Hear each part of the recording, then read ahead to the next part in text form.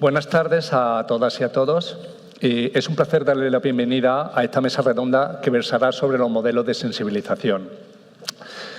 En primer lugar, quiero agradecer su presencia en este momento del día, sobre todo si tenemos en cuenta que acabamos todos de comer y supongo que no es un momento demasiado cómodo.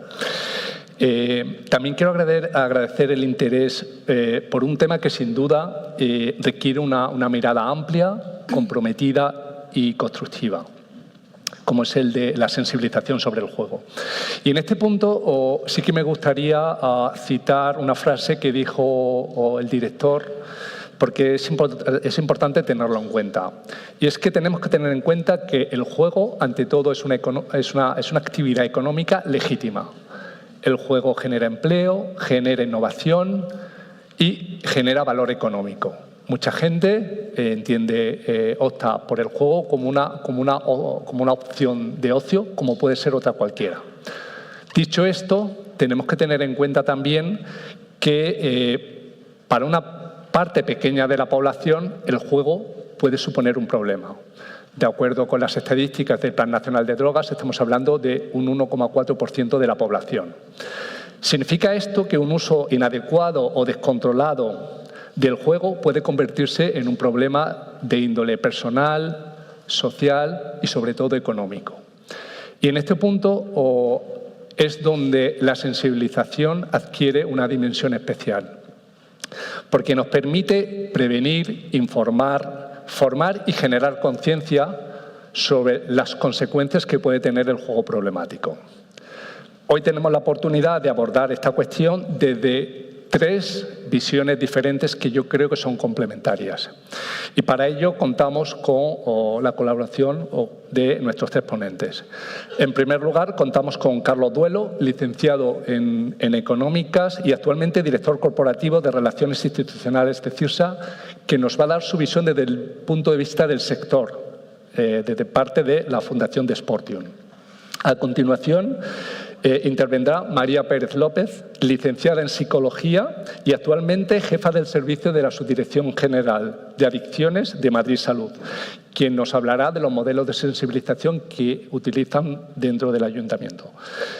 Y para cerrar esta primera sesión de intervenciones participará Gerardo Rodríguez, actual presidente de FEJAR, que nos ofrecerá una perspectiva imprescindible, la de quienes han vivido el problema muy de cerca y los que desde el punto de vista de la asociación consideran que la sensibilización es una herramienta clave para la recuperación y la prevención.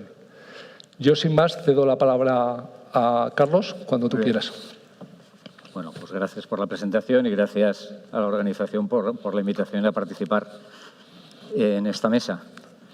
Bueno, antes de empezar con la presentación y antes de que quitéis esto, me gustaría destacar que en esta cartelería veo ruletas, veo cartas, veo videojuegos, veo apuestas, pero no veo un boleto de lotería, no veo un boleto de la ONCE ni un rasca-rasca, ¿no? Es como si no fuera juego cuando estamos hablando de un congreso de juego. Simplemente yo creo que valdría la pena que también estuvieran reflejados todos los tipos de juego, ¿no? Espera un momento, que es que... ¿Esta es la tuya? Sí, la tuya. Vaya, pues mira, la verdad es que me parece interesante y... Bueno, os voy explicando también. Estoy aquí como representante de la Fundación Sportium, que la Fundación Sportium es una de las vías por la que el grupo CIRSA canaliza todo lo que es la acción social. La Fundación Sportium en concreto nos dedicamos a la integración de colectivos vulnerables pues a través del deporte, básicamente, ¿no? Con ello tenemos convenio pues por ejemplo, con la Federación de Atletismo, o hemos trabajado conjuntamente con diferentes proyectos inclusivos. Bueno, hay alguno bastante chulo, ¿no? Como que ayudamos a Francesc Ogul a llegar a la cima, o la primera del Everest, una persona con paraplegia, la primera persona en llegar a ese primer punto del Everest. O también colaboramos en el 2023 con la Liga de Hockey Plus, por ejemplo, hockey para discapacitados con discapacidad intelectual, que quisimos renovar, pero después una fundación también muy grande del sector del juego nos vetó y tuvimos que dejar de patrocinarla. En definitiva, bueno, voy a seguir. La Fundación Sportium, como os decía, nos dedicamos a la inclusión a través del deporte, ¿no? Colectivos vulnerables. La Fundación está englobada dentro del grupo CIRSA. CIRSA es una compañía que está presente multinacional, fundada en 1978, presente en 11 países, en este lado del Atlántico. Estamos en España, en Italia, en Portugal y en Marruecos. Y si cruzamos el Atlántico, pues Panamá, República Dominicana, Puerto Rico, Costa Rica, México, Colombia, Perú, no sé si me dejo alguno. En total, 11 países. Somos una compañía que desde el 9 de julio, compañía pública, hemos salido al mercado de capitales, con lo cual, con todo lo que significa esto a nivel de cumplimiento y también con todos los estándares que marca la Comisión del Mercado de Valores, ¿no? ¿Y a qué nos dedicamos? Pues que la compañía CIRSA se dedica al juego, ¿no? Y el juego, como hemos dicho antes, pues es evidente que es legal, legítimo y todas estas cosas que se dicen, genera empleo, pero sobre todo el juego es entretenimiento. Y el juego es entretenimiento, y aquí pues podría aludir de una manera romántica, ¿no? al libro aquel del Homo Ludens de Huizinga, o que ya los mesopotámicos jugaban con dados, pero no, me voy a ir al dato que avala esto, que en este caso el dato corrobora el relato, ¿no? ¿Y cuál es el dato? Pues oye, que 30 millones de españoles juegan, que hay 8 millones de españoles que juegan al juego privado, que una visita media en el casino, que normalmente es el que se sitúa en el rango más alto, hay un gasto de 95 euros, aquí en España, evidentemente en Latinoamérica mucho menos, que una visita en el salón de juego son 16 euros, que una sesión de juego media en un bar son 7 euros, la moda, el valor que más se repite, está en 2, 3 euros. Y como os he dicho aquí, el gasto anual en el juego online son 700 y pico, es decir, unos 60 euros al mes, ¿no? Estos datos, además, si nos vamos a Europa, vemos que pues bueno, se parecen bastante, ¿no? las cifras de Europa en cuanto a gasto en juego.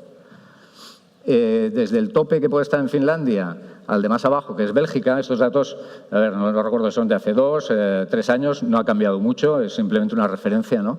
Pero en definitiva estamos hablando de un gasto medio de 225 euros al año, lo que son 19 euros de media al mes, y que España pues está ahí pues un poquito por debajo de la media, ¿no? Pero bueno, son cantidades, la verdad, totalmente razonables si piensas en una actividad, que es lo que estamos hablando, que es entretenimiento, ¿no? Otro dato, y quizás con una serie histórica lo veríamos mejor, es que normalmente, bueno, ¿qué se dice? El juego va bien cuando hay crisis y va mal, o sobre todo cuando hay crisis no se ve tan afectado en nuestros comentarios. Bueno, yo creo que al final el juego claramente es una actividad de entretenimiento porque cuando las cosas van bien, va bien, y cuando las cosas van mal, va mal. Aquí es verdad que el juego, bueno, de esperanza, ¿no? O las personas que juegan a loterías, pues sí que en época de crisis, cuando notan menos las casas de loterías la bajada, porque se incentiva a lo mejor el comprar boletos por la solución que te puede dar la situación de crisis que se puede estar viviendo, ¿no? Entonces aquí podemos ver que en un base a 100 vemos que el PIB nominal del 2007 al 2023 pues hemos, bueno, prácticamente crecido un 40%, ¿no? El GGR, lo que es las ventas netas del juego privado, se han mantenido ahí en el 100, habiendo por medio sustanciales cambios, ¿no? Porque en el 2011 se regula el juego online, se han ido aprobando paulatinamente las apuestas en las diferentes comunidades y aún así esas cantidades se han mantenido. Y en cambio, la loterías y la ONCE estamos pues por encima del 60% más, ¿no? De lo que se jugaba. En conjunto, pues estaríamos bastante en la línea del Producto Interior Bruto. Y ahí hay un sombreado, ¿no? Del juego clandestino que no sabemos cuantificar, pero que existe. Esta mañana se ha hablado mucho. No lo hemos llegado a cuantificar, espero pronto tener algún dato.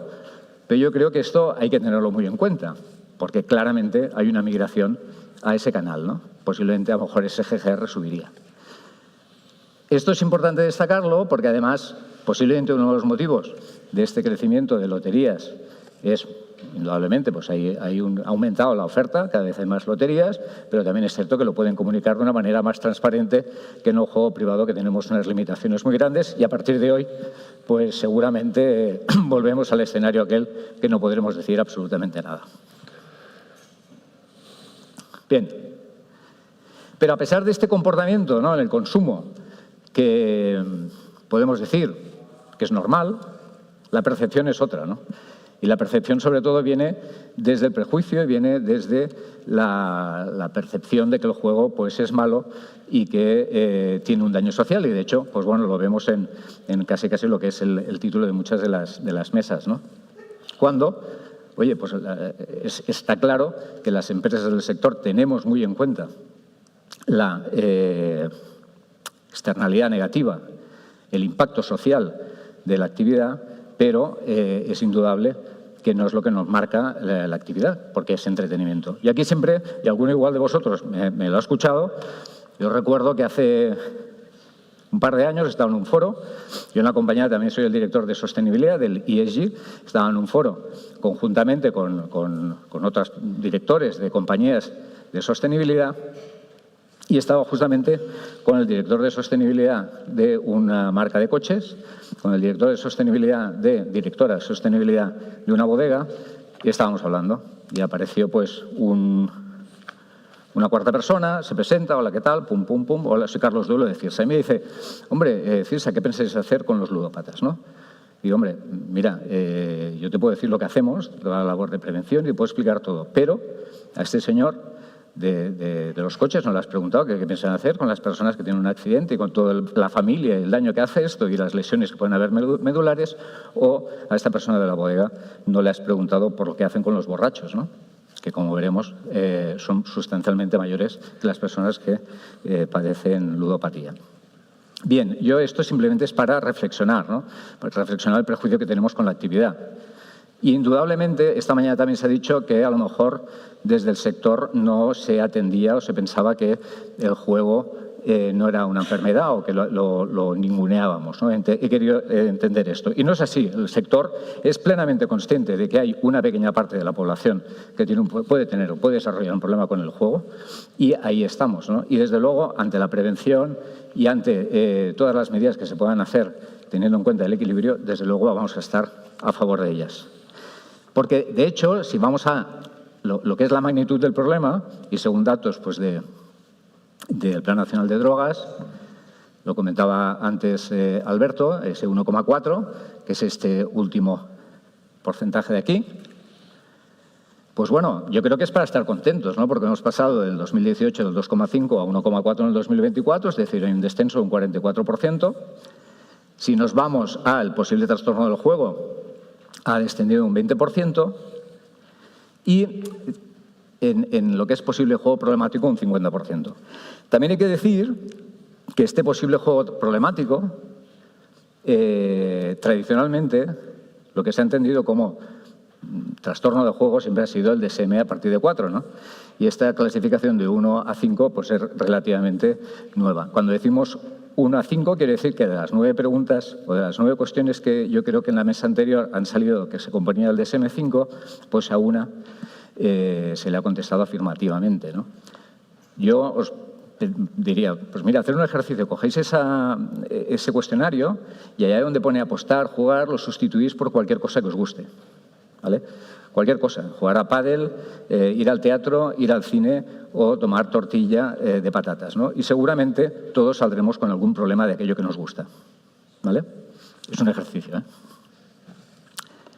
Por otro lado también, si lo comparamos con otras adicciones, pues el 6% de prevalencia de consumo de riesgo en el alcohol, sustancialmente superior al del juego, un 5,1 en videojuegos, un 3,7 posible uso problemático de Internet. Bueno, en definitiva, ¿esto quiere decir que tengamos que desatenderlo? Ni mucho menos, pero a mí lo que me gustaría es que no fuera el único foco, ¿no? Y cuando se piensa en el juego, solo se piense desde la perspectiva de la patología, ¿no? Yo creo que, sobre todo, es entretenimiento y, sobre todo, también hay que proteger a la persona que juega pues, correctamente. Dicho esto, en cuanto a nosotros, ¿no? Ya entrando más de lo general a lo particular, CIRSA. Pues bueno, en CIRSA, ¿cómo entendemos la sostenibilidad? Aquí hay una definición muy típica, ¿no?, de lo que es la sostenibilidad. Es satisfacer las necesidades del presente sin comprometer las de futuras generaciones. Y yo creo que eso es lo que ha ido haciendo el sector del juego siempre, ¿no? Llevamos 40 años aquí en España regulados, y si llevamos 40 años y año tras año hemos estado, es porque el consumo no condiciona el futuro, ¿no? En cuanto a nosotros, aparte que después comentaré las certificaciones que podemos tener en juego responsable, también, pues bueno, me hace ilusión comunicaros que como compañía todas nuestras políticas de sostenibilidad las evalúan entidades externas, ¿no? Y en este caso hay dos de referencia, que es Sustainalytics por un lado, que pertenece al grupo Morningstar, y por otro lado S&P, Standard & Poor's, que es mundialmente conocida, ¿no? En ambos casos, en Sustainalytics, por ejemplo, pues CIRSA en estos momentos es el número 1 en sostenibilidad a nivel mundial, es decir, que es la compañía de juego que tiene un nivel más bajo de riesgo o que podemos tener el mejor rating en juego a nivel mundial, todas ellas compañías cotizadas, y en el caso de S&P es la cuarta a nivel mundial, ¿no? Pues yo creo que para nosotros es un motivo de orgullo, os lo quería trasladar, pero yo creo que también a nivel de industria, puesto que nosotros no hacemos cosas muy diferentes de lo que hace la industria en general, ¿no? Y entrando más en detalle de juego responsable, ¿no?, y lo que nosotros entendemos por juego responsable, nos basamos en unos principios básicos, ¿no?, que es, claro, el cumplimiento de la norma, ¿no? Nosotros como compañía cumplimos la norma, pero es que además solo operamos en mercados regulados. No todo el mundo puede decir lo mismo. Nosotros solo operamos en mercados regulados. Claramente tenemos una promoción de cultura de juego responsable, tanto hacia adentro en la compañía como hacia afuera. La transparencia en la información y la comunicación en todo momento está al alcance de todos nuestros usuarios.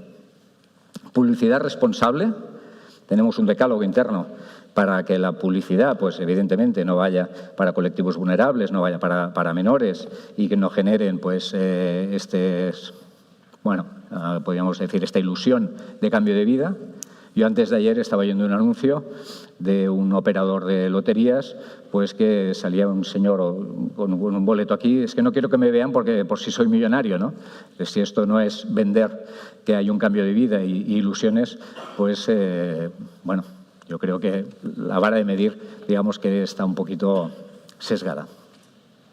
Prevención de juego problemático, protección de grupos vulnerables, el apoyo a usuarios en situaciones de riesgo y la mejora continua en la estrategia de juego responsable. Todo ello pues lo canalizamos en acciones, ¿no? ¿Y cuáles son las acciones? Básicamente tenemos un comité de juego responsable que, para que veáis un poco lo que es el pilar del juego responsable dentro de nuestra política de sostenibilidad, este comité está presidido y liderado por el presidente ejecutivo de la compañía, con lo cual todo lo que se decide en este comité va aguas abajo hacia toda la compañía, es decir, tiene una capilaridad absoluta. Después hay subcomités y la manera de que llegue, pero claramente de una manera troncal este comité es el que define, aprueba y en definitiva genera todo lo que hacemos en el ámbito del comité de juego responsable, ¿no? Hace tiempo que tenemos una campaña, en CIRSA somos juego responsable, en todas nuestras salas podemos encontrar, aparte de información de las buenas prácticas en juego, tenemos QRs con autoevaluación para que la persona se pueda autoevaluar en un momento dado, aparte de los consejos de juego, todo ello pues para empoderar al usuario. Formación a empleados, tenemos que el 100% de nuestros empleados que hay en sala están formados en juego responsable de una manera recurrente. Por otro lado, y esto es importante, ¿no?, el tema de certificaciones y acreditaciones. Tenemos como grupo la certificación, fuimos la primera compañía española en tener la certificación de G4, que es especialista en acreditación de juego responsable, y después también lo estamos haciendo paulatinamente por todas las divisiones de negocio, ¿no?, certificaciones en juego responsable. Esto es importante porque al final nos define la hoja de ruta, ¿no? Aparte de evaluar lo que estamos haciendo, sí que salen recomendaciones de ahí y, de hecho, hemos implementado muchas recomendaciones por parte de G4 en nuestro desempeño en juego responsable. Tecnología de inteligencia artificial aplicada en el juego online. Antes estábamos viendo el caso de Winamax. Nosotros no utilizamos el Machine Learning, utilizamos la red neuronal, pero también analizamos 25 o 26 variables y de ahí, pues lógicamente, sale un plan de actuación en función de las diferentes etapas que vaya habiendo. Y ese modelo lo hemos trasladado al offline, allá donde podemos tener una identificación del usuario, que básicamente es en casinos y en Latinoamérica, en los que están todos los usuarios que están registrados en nuestro plan de fidelización. Y ahí lo que hacemos es hacer un monitoreo similar y lanzamos las alertas a las salas cuando hay, vemos que algún comportamiento puede ser puede detectarse que puede ser patológico, ¿no? En este caso, pues lo llevamos implementando desde principio de año. El año pasado estuvimos todo el año de pruebas, más de 2.000 alertas generadas. Y después, colaboración con entidades.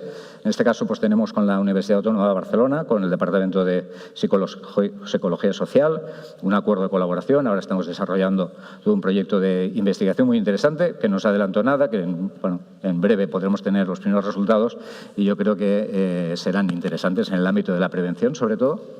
Después colaboramos con FEJAR, colaboramos con ACENCAS, que es una entidad también del tercer sector, y después tenemos un convenio específico con una clínica que becamos para determinados casos, tratamientos en los que nos llegan que pueda ser necesario un internamiento y tal. Entonces, ahí en comité valoramos la idoneidad o no y pues hacemos esta acción.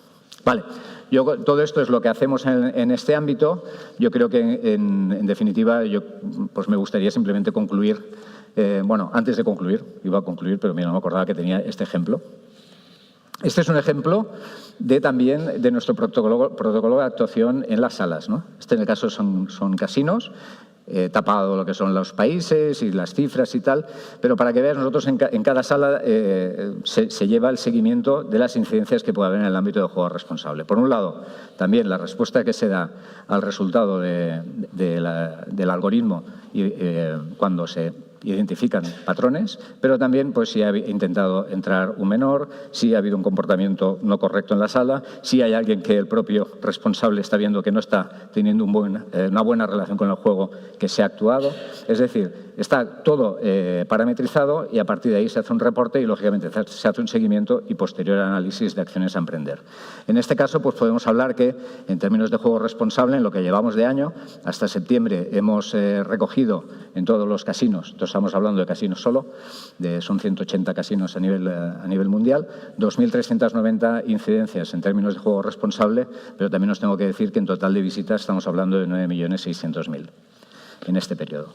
Bien, y ahora sí, no me acordaba de esta slide.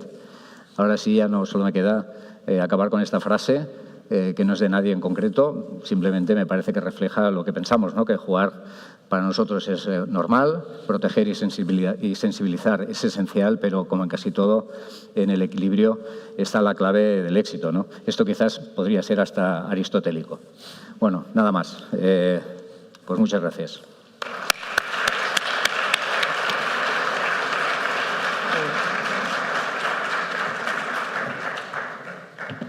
Muchas gracias.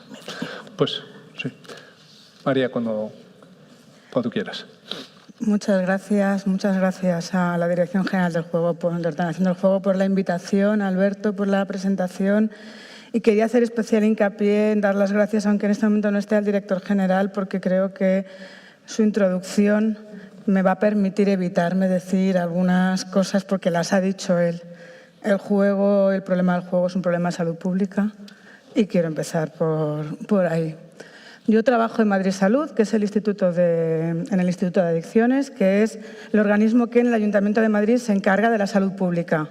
Por eso trabajamos la prevención y el tratamiento del problema del juego. Por eso tenemos toda una estrategia para abordar este problema.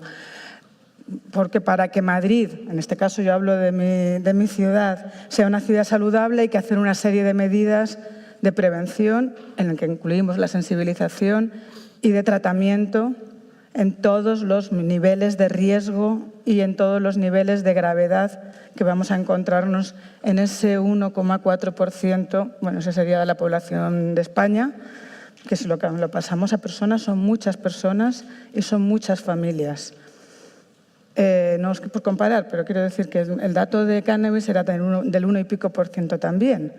El de heroína es del 0,1. Es decir, que no podemos quedarnos solamente en la cifra de personas afectadas, porque entonces podemos minimizar, ¿no? O caer en el negacionismo, que fue palabras del director general.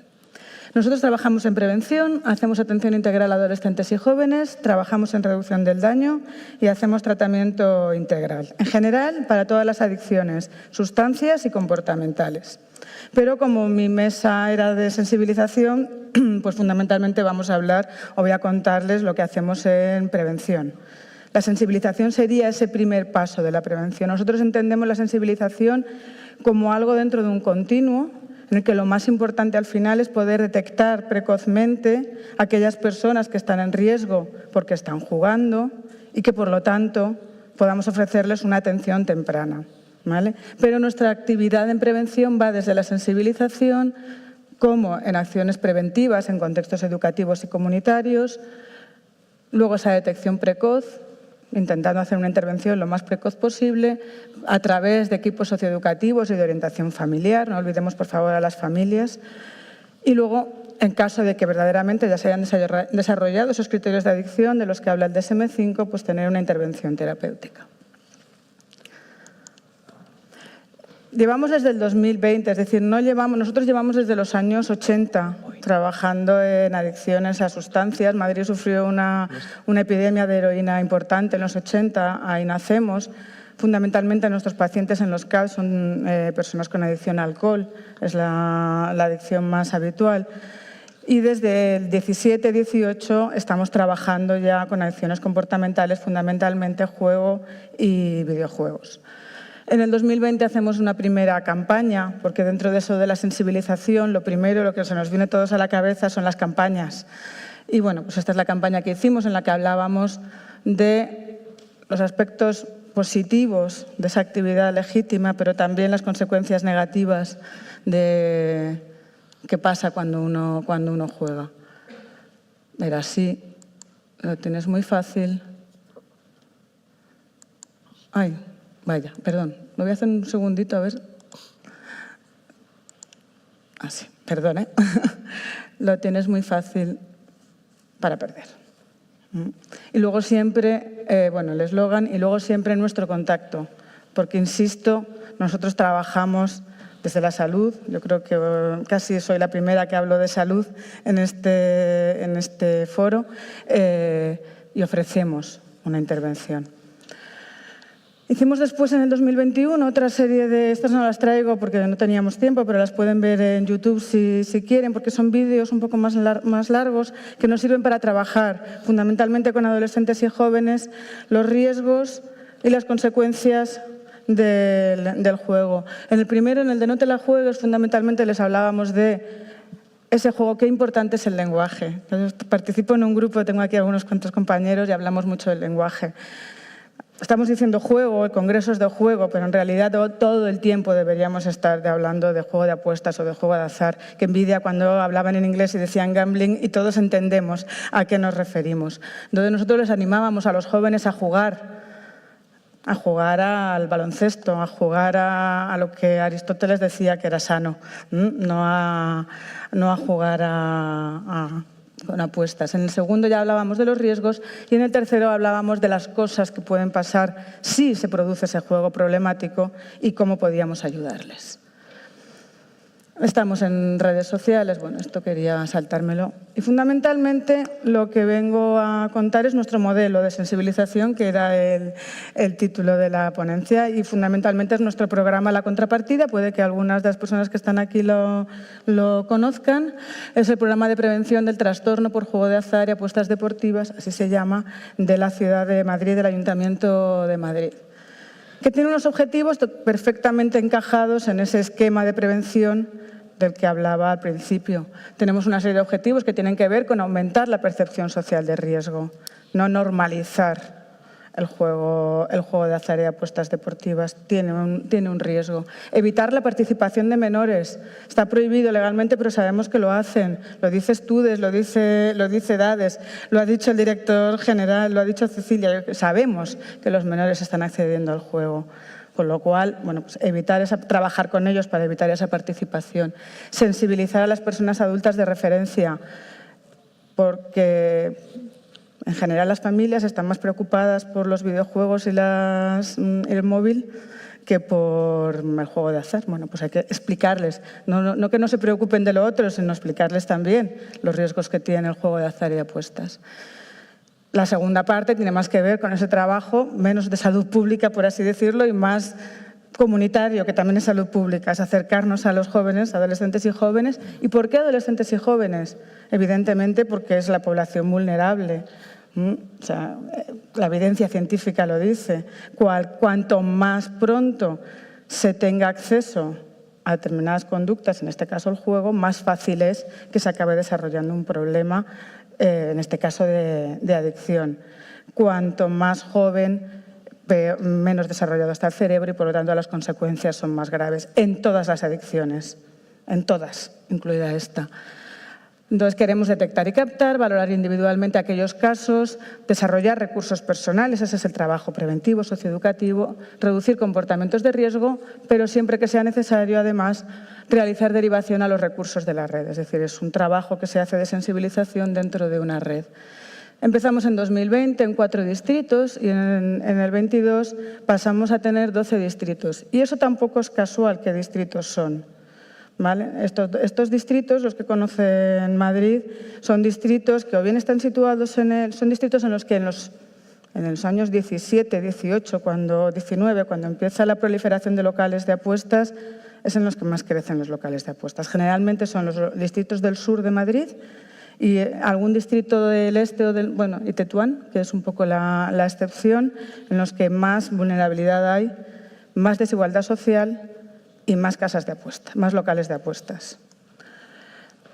Bueno, lo que hacemos es sensibilizar, y tanto con adolescentes y jóvenes como personas adultas.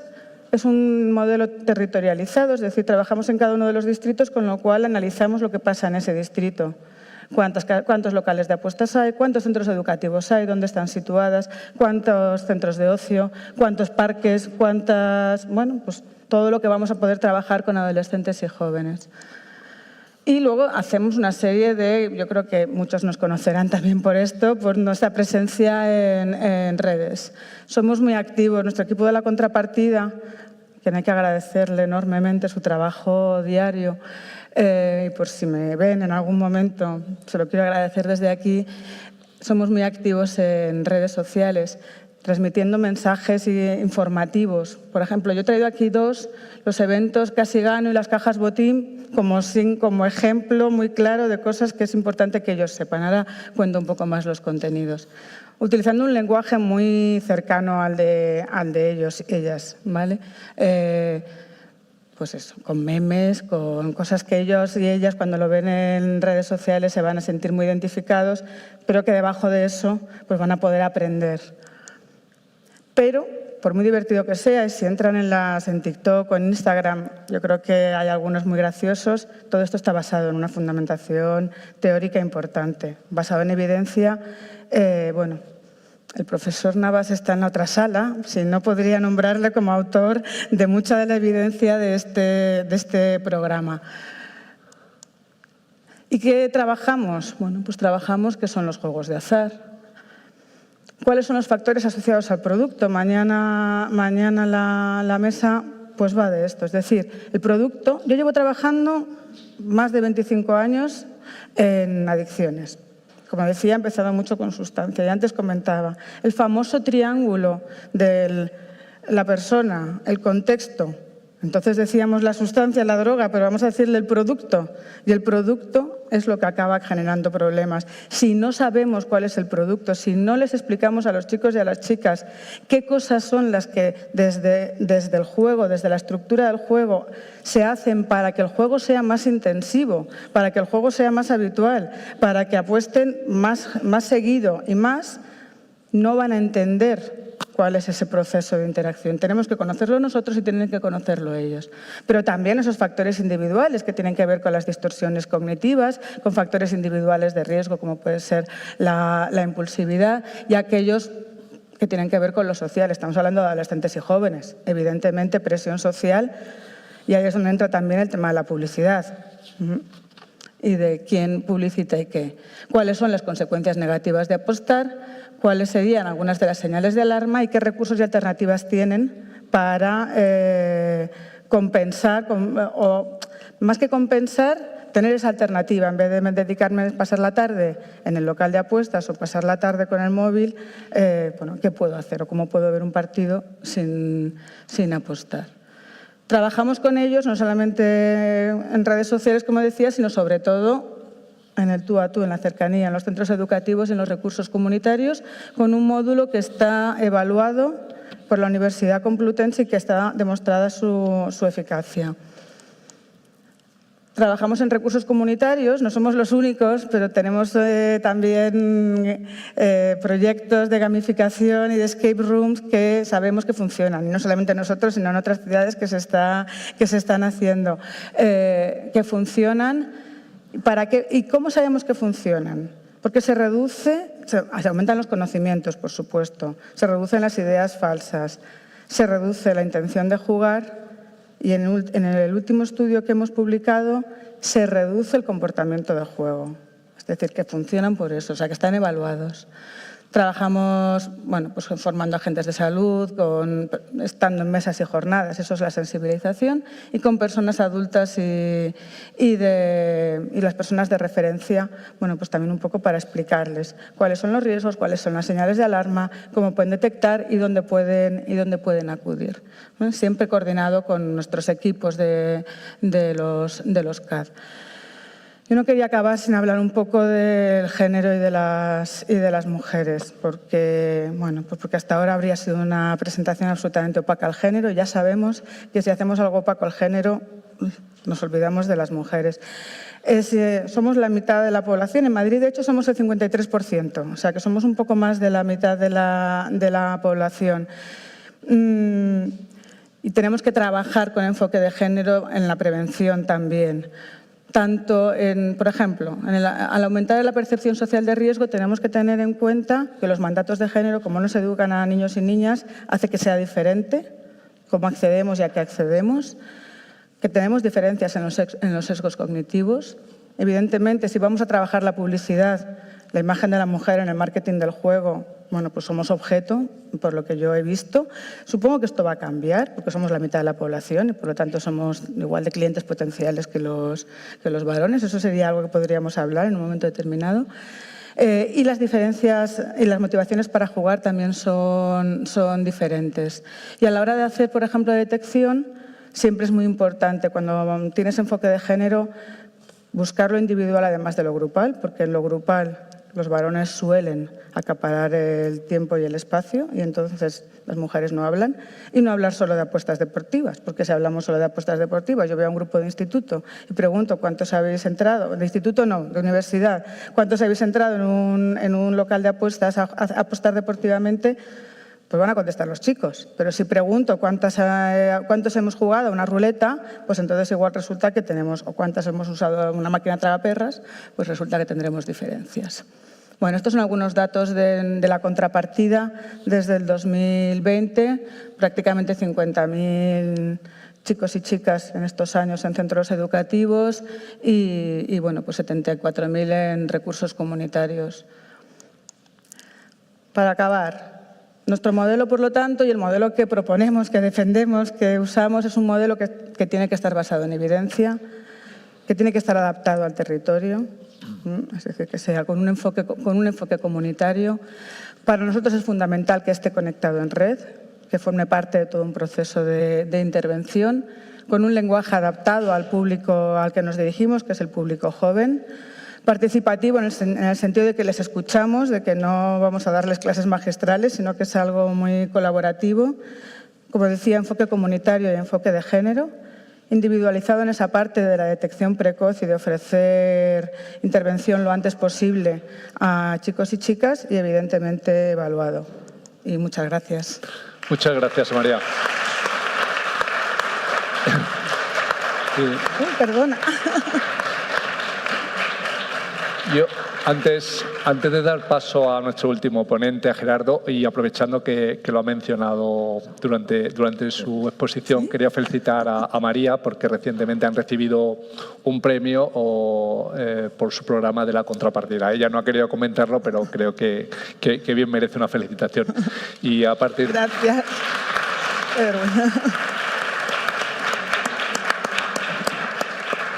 Y ahora sí, Gerardo, cuando tú quieras.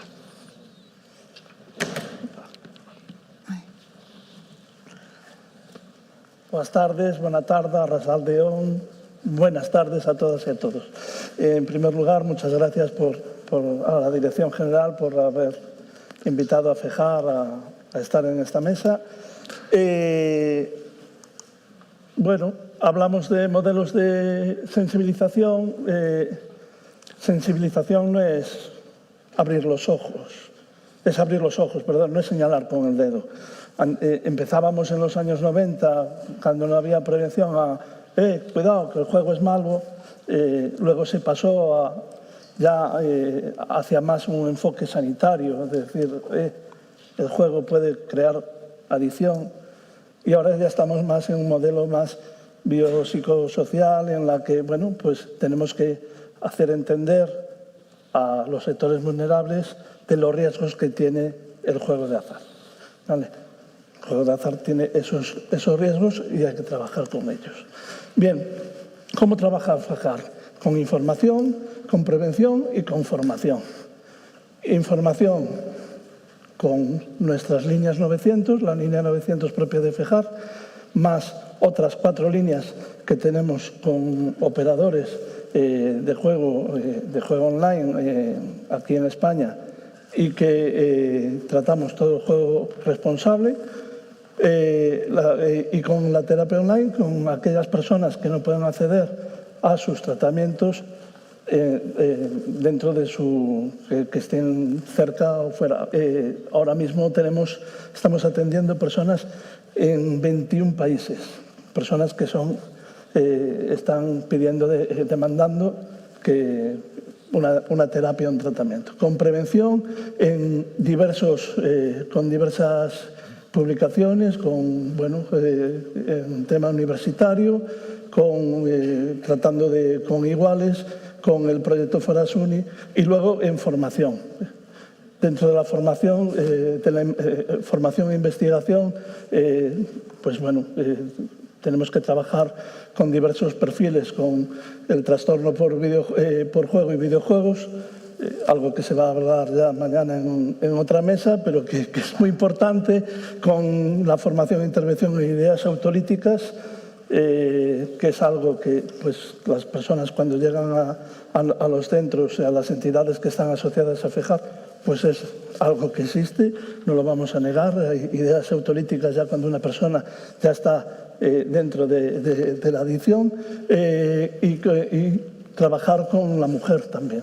O sea, que es algo que no solo eso ocurre dentro de la adicción al trastorno por juego, sino también ocurre en otro tipo de adicciones, ¿no? Que la mujer, más bien creo que por tema social, cultural, no pide ayuda. Entonces, pues también tenemos que trabajar con ello. FEJAR está implantado en prácticamente todo el territorio nacional y tenemos un día específico en la cual damos sensibilización a la población en general, que es el Día Nacional Sin Juego de Azar, que es el 29 de octubre. En ella, todas las entidades que forman FEJAR salen a la calle para informar y sensibilizar a la población en general de que el juego tiene unos riesgos asociados y que hay que informarle. Aparte de que se haga la prevención, evidentemente, en centros escolares, que son los dos grupos vulnerables. Primero los menores de edad, luego las personas autooprimidas.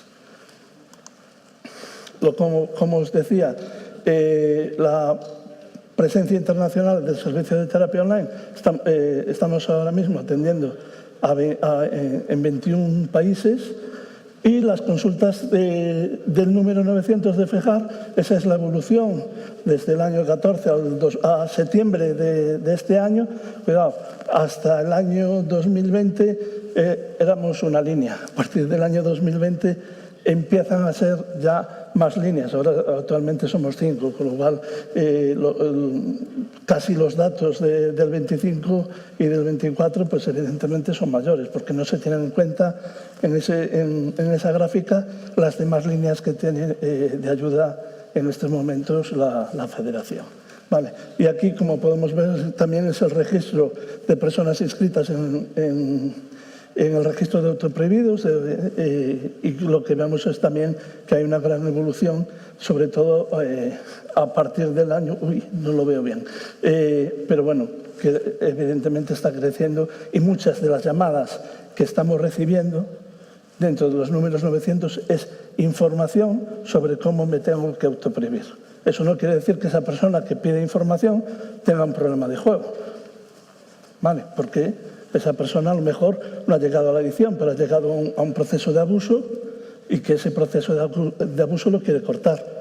Entonces, puede hacerlo y voluntariamente pues, se autoprohíbe para evitar que ese abuso no se convierta en una adicción. Y siempre que tenemos que hablar con las personas jugadoras, que mientras se mantengan en el uso, no va a tener ningún problema. De hecho, la gran mayoría, como dijo antes Carlos, la gran mayoría de la población no tiene un problema. Pero cuando esa persona pasa del uso al abuso, tarde o temprano, si no pone límites, va a llegar a su adicción. Sí o sí, porque va a tener tanto una tolerancia, va a jugar cada vez más repetitivo, como hemos visto por la mañana en gráficas, y va a tener abstinencia. Si no juego, me voy a sentir mal. Y quiero jugar porque tengo que quitar esa ansiedad, ¿vale? Y entonces, cuando tenemos estos dos factores, la adicción ya está ahí. Bien, y la prevención debe de empezar donde los jóvenes juegan. Aquí pongo una referencia a videojuegos, pero lo que hablaba antes María, tenemos que adaptarnos a su lenguaje, no como pensamos nosotros, sino como piensan ellos, porque si no, no llegamos. Si no, no llegamos a que ellos puedan ver y puedan pensar de que hay un riesgo asociado. No le estamos diciendo, no juguéis, que es malo.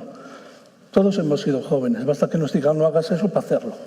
Por lo tanto, eso no es el mensaje que hay que decir. Es todo lo contrario, es decir, oye, cuidado, si te pasas, te pasas. Es decir, puedes jugar siempre que seas mayor de edad, pero lo que no puedes es abusar, ¿vale? Porque si abusas va a ocurrir lo que hemos hablado antes. Y en videojuegos pasa lo mismo, lo que pasa es que va disfrazado. Y va disfrazado de las loot boxes, que mañana lo veremos en la ponencia, pero sí, no lo quería dejar escapar porque es un tema muy importante y un tema que además está creciendo día a día, porque dentro de los videojuegos se están mezclando patrones de juego, que no se le da importancia, que socialmente se está viendo bien, pero que al final puede derivar en un trastorno por videojuegos en este caso.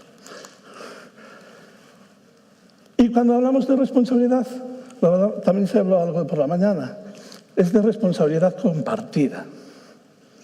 No es solo de la persona. No es juega con responsabilidad, es juguemos todos con responsabilidad. Es desde el jugador, la jugadora, la sociedad, la familia, los operadores, evidentemente, tanto públicos como privados o privados como públicos. Aquí no hay distinción.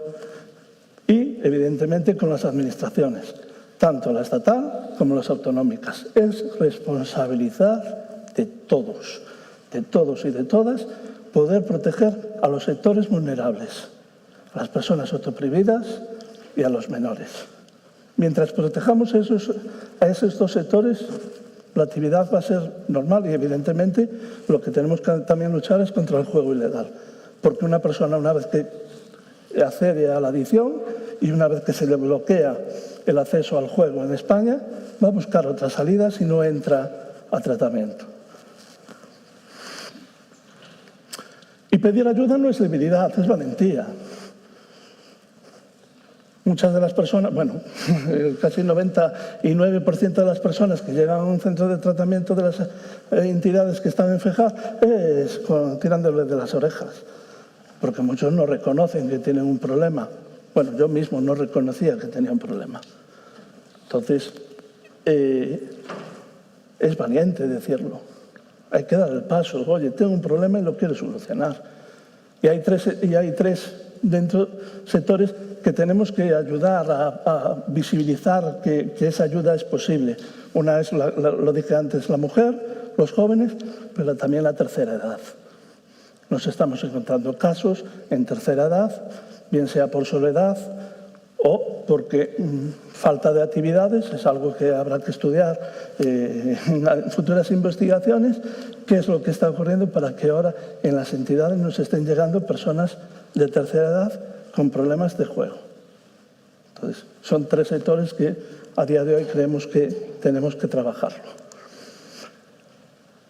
Y esta diapositiva, bueno, esto es un fragmento del Día Internacional de Juego de Azar que hacemos el 17 de febrero, y en la que pues, todos los reguladores autonómicos, nacional y gran parte, por no decir casi todos, de los operadores, pues nos juntamos y hablamos sobre juego responsable, pues viene a decir lo que dice la frase. Nos une más de lo que nos separa. Tenemos puntos de mucha más unión que lo que nos separa. Pues trabajemos en esos puntos, trabajemos para adelante. Si evidentemente el operador ve que hay un comportamiento de juego, él es el primer interesado, en teoría y en la práctica, de que esa persona no la quiere. Pues, por lo tanto, ¿cuál es el siguiente paso? Ayudarle para que pueda ponerse tratamiento y que pueda restablecer su vida, no solo su vida, sino la de su entorno, porque, por desgracia, esta adicción no va solo hacia una familia, hacia una persona, va hacia todo su entorno. El entorno familiar, el entorno social, el entorno laboral e incluso el entorno jurídico. Y acabo con solo una frase que es muy importante y ponente. Yo puedo, pero solo no puedo. Sin ayuda no puedo salir. Necesito la ayuda. En este caso, por desgracia, las administraciones llegan hasta donde llegan y por eso existe FEJAR. Porque las administraciones no llegan a hacer un tratamiento efectivo. Una persona, si se quiere rehabilitar, en cualquier asociación de FEJAR, en una semana está atendida. En un centro de salud, por desgracia, lo que ocurre es lo que ocurre. No hay esa periodicidad y no hay esa rapidez en la atención que debería tener una persona con esta adicción y con otras. Por eso es muy importante esto. Yo puedo salir, sí, pero necesito ayuda. Necesito ayuda no solo de la administración, necesito ayuda de todos, la sociedad incluida. Muchas gracias por vuestra atención.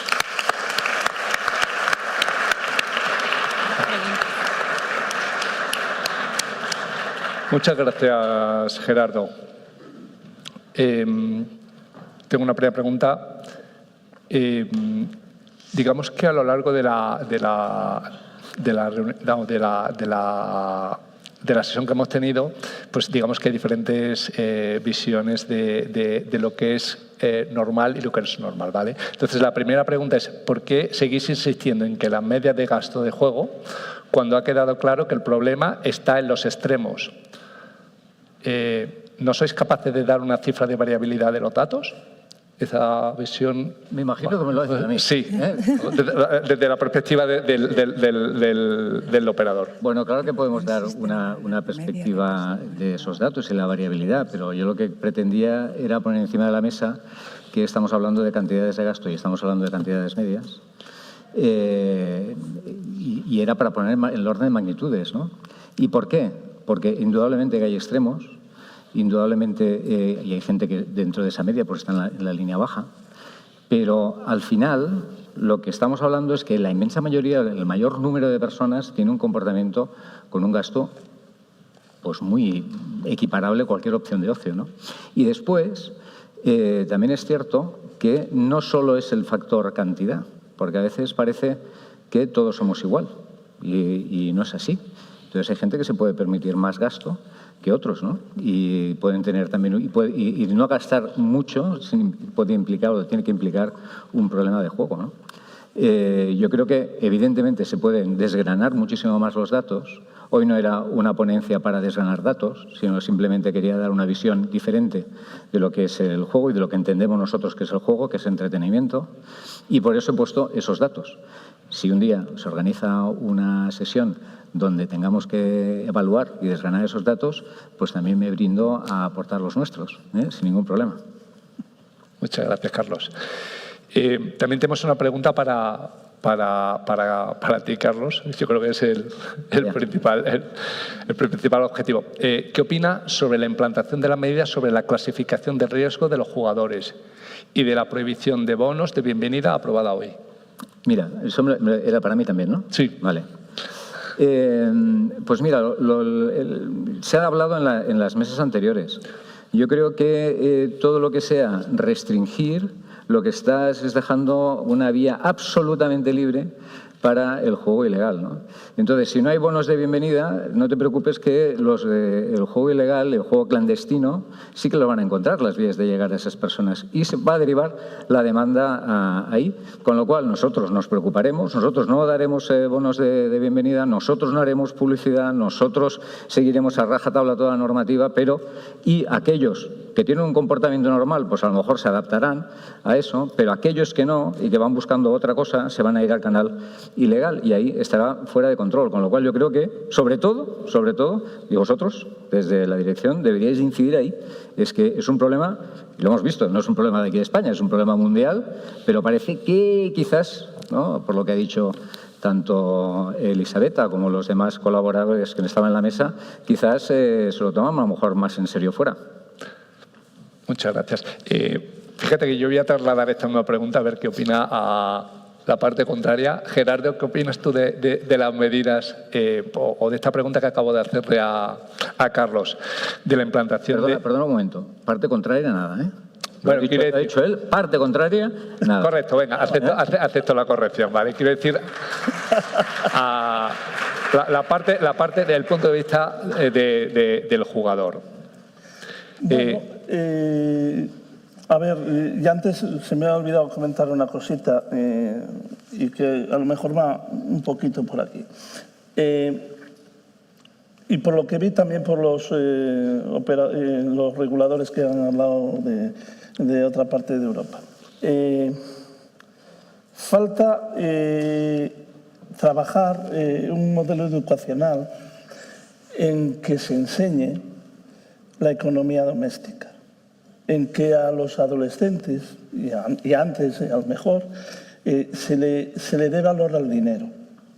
Porque cuando una persona llega a la adicción no le da valor ninguno al dinero. Se produce un gasto compulsivo, ya cuando la adicción. Entonces, si somos capaces de enseñar de que el dinero es para cubrir necesidades y no para cubrir apetencias, seguramente todas las medidas que se están poniendo ahora sobrarían, seguro. ¿Que eliminaríamos la ludopatía? No. Bajaríamos el porcentaje seguramente. Entonces, las medidas, las hay que implantar y ahora mismo la Dirección General cree que son las necesarias. Eso lo vamos a ver. Yo también estoy de acuerdo en el tema del juego ilegal, que lo hay que atajar, evidentemente, cada vez más, porque si no la persona que está en rehabilitación o que no quiere pedir ayuda para ir a ese juego, y depende también de la Dirección General poder bloquear todo ese juego ilegal. O sea, tiene mayor responsabilidad ahí. Las demás medidas, el tiempo va a decir si son buenas o malas. Si son malas, evidentemente habrá que suprimirlas y poner otras. Gracias. María, tú querías Sí, yo quería aportar algo. opinar un poco desde, bueno, yo estoy de acuerdo, no hay partes contrarias o partes no, pero sí es verdad que mi interés es la salud de la ciudadanía exclusivamente, porque trabajo en esto y está demostrado que facilitar la accesibilidad facilita el aumento de personas con problemas de adicción. Cuanto más accesible es algo que puede generar adicción, más personas con adicción va a haber. Y creo que los poderes públicos, las administraciones públicas, cada uno en nuestra competencia, tenemos la obligación de proteger a la ciudadanía. Es una obligación, es que no es una opción, ni siquiera es una opción política, es que es nuestra obligación, nuestra responsabilidad. Nos pagan para eso. A los políticos además les elegimos para eso, pero a mí, que no me ha elegido nadie, me pagan por proteger la salud de las personas, en este caso de Madrid. Y si pienso en adolescentes y jóvenes, todo el tema de la publicidad y de los bonos de bienvenida, el regular determinadas cosas dificulta el acceso y, por lo tanto, reduce el riesgo de tener adicción. Evidentemente, siempre va a haber ese otro riesgo de lo ilegal, ese riesgo de las vías alternativas que van a buscar las personas sin escrúpulos para seguir generando problemas, que no es el caso de las empresas legales. Pero la obligación de la administración pública es proteger a las personas. Y creo que es una buena vía. Evidentemente, yo no soy legisladora y las medidas luego hay que evaluarlas. Estoy completamente de acuerdo contigo, Gerardo. Pero el hecho de que no podamos asegurar que van a ser al 100% efectivas no significa que no estemos obligados a ponerlas. Yo personalmente, y hablo a título muy personal, estoy muy contenta. Yo, si me permites... Sí. Pues añadir una cosa. Yo me gustaría, se nos ha acabado casi el tiempo y voy a dejarte intervenir, pero me gustaría, para finalizar, plantear una última cuestión y como disponemos de muy poco tiempo, me gustaría un poco de síntesis y brevedad, ¿vale? Mi pregunta sería, estamos hablando, hemos visto 3 modelos diferentes de sensibilización. Desde cada uno de vuestros puntos de vista, ¿cuáles son las principales amenazas y retos? Sé que es una pregunta complicada, que se ciernen en torno a lo que es la sensibilización sobre el juego. Bueno, antes simplemente quería hacer una puntualización de que cuando has preguntado lo de los bonos, yo creo que lo que estamos de acuerdo todos los operadores es que, bueno, de hecho lo tenemos firmado en el autocontrol, ¿no? Pues que hay una limitación, no bonos indiscriminados, ¿no? Que es lo que pasa en el canal. Pero ante esto, ¿cuáles son los retos? Desde luego, el reto, y vuelvo a insistir en lo mismo, es de alguna manera se ha de controlar esto. Que el reto es el tener controlado y que todos los operadores sean legales y que todos los operadores sean con licencia y sensibilizar, porque esto ahí sí que forma parte de la sensibilización, sensibilizar también al público, a la ciudadanía, de que este juego clandestino no pensemos en un lugar oscuro, lúgubre y raro, sino lo que se encuentran los jóvenes, sobre todo si acceden a este tipo de juego, es una oferta no exactamente igual, sino bastante mejor que lo que hay en los portales de juego con licencia. Y el interface que se encuentran es exactamente igual que de competitivo y de bonito y de bien acabado que tienen. ¿Por qué? Porque el motor tecnológico seguramente será el mismo, con lo cual no estamos hablando de algo muy oscuro, ¿no? Estamos hablando de algo muy parecido y dentro de los operadores ilegales seguramente hay los que son muy mafiosos y los que igual están operando legalmente en otros mercados, ¿no? Entonces, yo creo que todo esto es lo que se ha de tener en cuenta y sensibilizar y explicar, porque a veces en estas, lo vemos en la encuesta del Plan Nacional de Drogas, ¿no? Cuando se le pregunta a los jóvenes, después de haberles hecho 50.000 preguntas sobre el juego, que yo creo que están ya agotados, y entonces contestan, le dicen, ¿has ido a un casino? Y dicen, sí, he ido a un casino, y es imposible que hayan entrado a un casino menor, ¿no? Y en cambio se contesta que sí.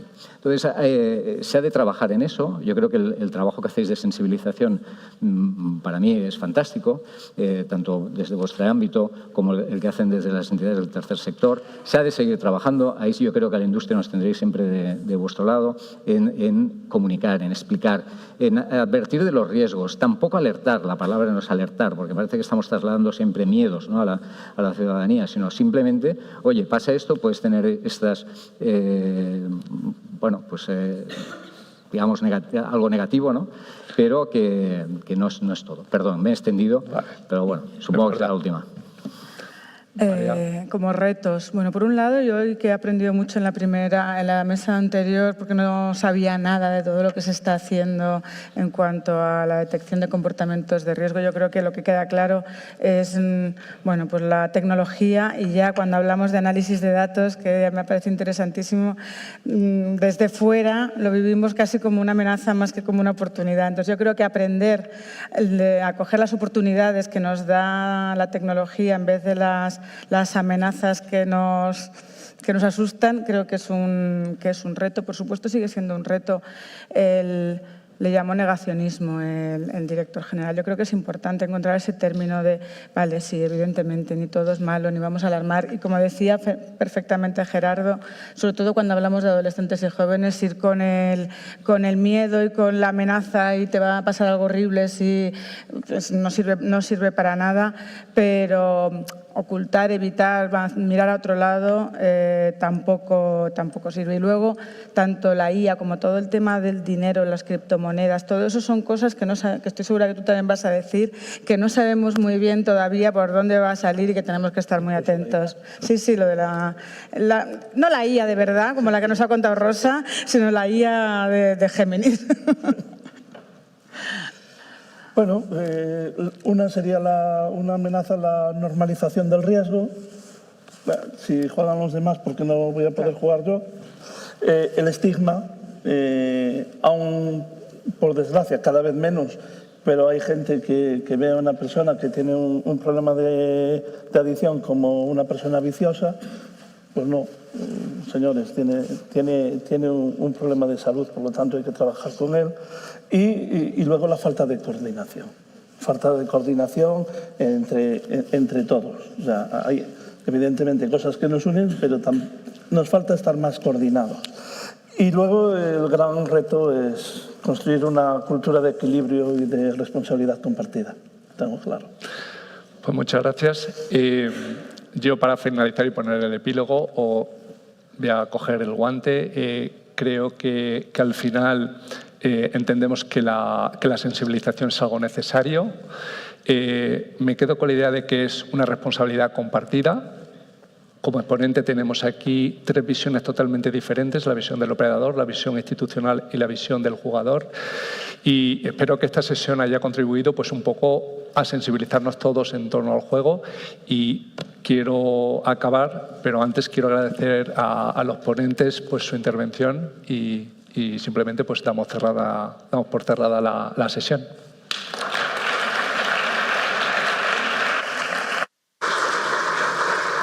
Muchas gracias, Merche.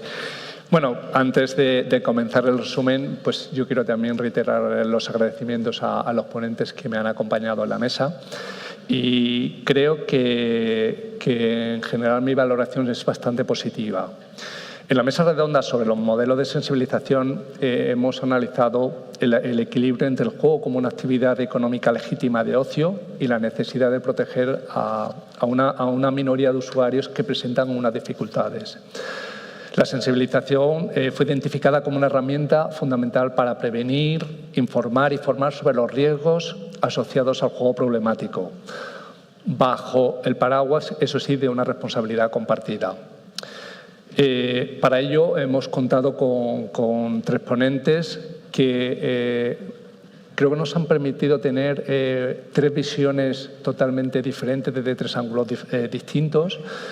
Una primera visión a cargo de Carlos Duelo, en representación de Fundación de CIRSA, que nos ha dado la visión del sector. Luego ha intervenido María Pérez ofreciéndonos la visión desde institucional llevada a cabo dentro del Ayuntamiento de Madrid. Y ha finalizado Gerardo Rodríguez, presidente de FEJAR, ofreciéndonos una visión desde el punto de vista del jugador y de la actividad que se está haciendo desde las asociaciones de jugadores rehabilitados. Paso a resumir ahora a las principales un resumen de los elementos principales de cada una de las intervenciones. En la intervención de Carlos Duelo hemos podido conocer la labor que realiza la Fundación Sportium, cuya misión es la lucha contra la exclusión social, promoviendo la integración de colectivos vulnerables a través de la práctica deportiva y sus valores. Desde el punto de vista del sector, el juego es entretenimiento. Y en su intervención nos ha aportado diversas estadísticas para normalizar o para que normalicemos lo que es el juego. A modo de ejemplo, pues 30 millones de españoles juegan, 8 millones lo hacen en juego privado. Si nos atenemos al gasto medio, en España el gasto medio anual es de 188 euros, que está ligeramente por debajo de los 225 euros de la media europea. En su exposición señala que, a pesar de todo ello, de que el comportamiento en el consumo del juego se podría considerar normal, la percepción es otra. Para ello se apoya en la comparativa de las adicciones analizadas por el Ministerio de Salud, donde la prevalencia de juegos problemáticos es de 1,4, que es de las más bajas si las comparamos con otras adicciones. Y señalando además que ha experimentado más de un 44% de descenso respecto al valor que había en el 2018.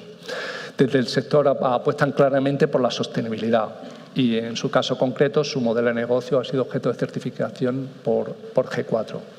Finalmente, en materia de juego responsable, ha aludido a las medidas de juego responsable aplicadas por el Grupo CIRSA, entre las que cabe destacar la creación de un comité de juego responsable encargado de validar las políticas y estrategias en materia de juego responsable, la elaboración de campañas de comunicación en salas diseñadas a medida y de las necesidades de sus clientes, las más de 8.000 horas de formación a los empleados, la certificación y acreditación de más de 15.000 establecimientos, la aplicación de tecnología de inteligencia artificial, que en el caso, por ejemplo, de juego online, como un ejemplo, más de 3.640 jugadores pusieron límites a sus apuestas, o bien como la colaboración con entidades como es la Universidad Autónoma de Barcelona, FEJAR o ACENCAS. Su presentación concluye con el lema «Jugar es normal, proteger y sensibilizar es esencial». Como en casi todo, en el equilibrio está la clave del éxito. Paso ahora a resumir la intervención de María Pérez. A través de la intervención de María Pérez tuvimos oportunidad de conocer el modelo de sensibilización sobre el juego en el Ayuntamiento de Madrid. El Ayuntamiento de Madrid, a través de Madrid Salud y su Instituto de Adicciones, desarrolla un programa integral para la prevención del trastorno de juegos de azar y apuestas deportivas, con un enfoque comunitario basado en la evidencia y adaptado al territorio. Su objetivo no es otro que el de aumentar la percepción social del riesgo asociado al juego, evitar la participación de menores en juegos de azar, sensibilizar a adultos de referencia como familias, educadores y agentes sociales, detectar y captar conductas problemáticas para su valoración y derivación y reducir los comportamientos de riesgo y daños asociados. La estrategia incluye campañas en redes sociales como La Contrapartida, en Facebook, Instagram, TikTok y YouTube, con mensajes preventivos sobre riesgos, distorsiones cognitivas, presión social y alternativas de ocio. También se realizan intervenciones en entornos educativos y comunitarios, mediante módulos dinámicos presenciales y online, actividades gamificadas como escape rooms, formación de agentes de salud y puntos de acceso. Se desarrollan acciones dirigidas a adultos y familias con sesiones informativas, orientación y derivación coordinada, considerando factores de riesgo individuales, sesgos cognitivos y diferencias de género. El modelo planteado por el Ayuntamiento se basa en principios de evidencia, participación, enfoque comunitario y de género, con lenguaje adaptado al público joven, evaluación continua y trabajo en red. Para finalizar, en su intervención, Gerardo Rodríguez, por su parte, nos ha brindado una completa visión de los trabajos realizados por FEJAR Su enfoque se centra en la evolución y la sensibilización hacia un enfoque humano, biopsicosocial y participativo, basada en la responsabilidad compartida. El objetivo de FEJAR es sensibilizar, informando y acompañando con empatía y combatiendo el mito del juego como ocio inofensivo, mediante el lenguaje sin estigma, centrado en la salud. Los fines principales del modelo se apoyan en 3 pilares: la información veraz y accesible, la prevención comunitaria y acompañamiento y la educación basada en el testimonio para generar empatía. La sensibilización está destinada a las personas que han sufrido las consecuencias del juego y a los jóvenes, advirtiendo que la prevención debe empezar ante entornos digitales como los videojuegos y las loot boxes. Entre los resultados y los datos de impacto se destaca el Registro General de Interdicciones de Acceso al Juego, que superó las más de 84.000 personas en el año 2023. FEJAR identifica que el estigma es el mayor obstáculo para la recuperación y lucha contra él transmitiendo que pedir ayuda no es una debilidad, es un acto de valentía. Su presentación acabó con el lema «Yo puedo, pero solo no puedo». Para finalizar ya y liberarnos todos, simplemente quiero hacer un breve resumen del turno de preguntas, donde se han suscitado varias preguntas. En primer lugar, sobre la eliminación de los bonos de bienvenidas, digamos que entre nuestros ponentes ha habido disparidad de opiniones en cuanto a sus consecuencias. Por parte del sector, se considera que va a tener un efecto negativo por cuanto se va a producir un aumento del juego ilegal. Sin embargo, desde el punto de vista institucional, se considera que es una medida muy positiva por cuanto se reduce la exposición al riesgo. En lo que se refiere a las amenazas y los retos, se han hecho diversas aportaciones. En cuanto a las amenazas, se identifican como uno de ellos el incremento del juego ilegal, la estigmatización y la normalización del riesgo. En lo que se refiere a los retos,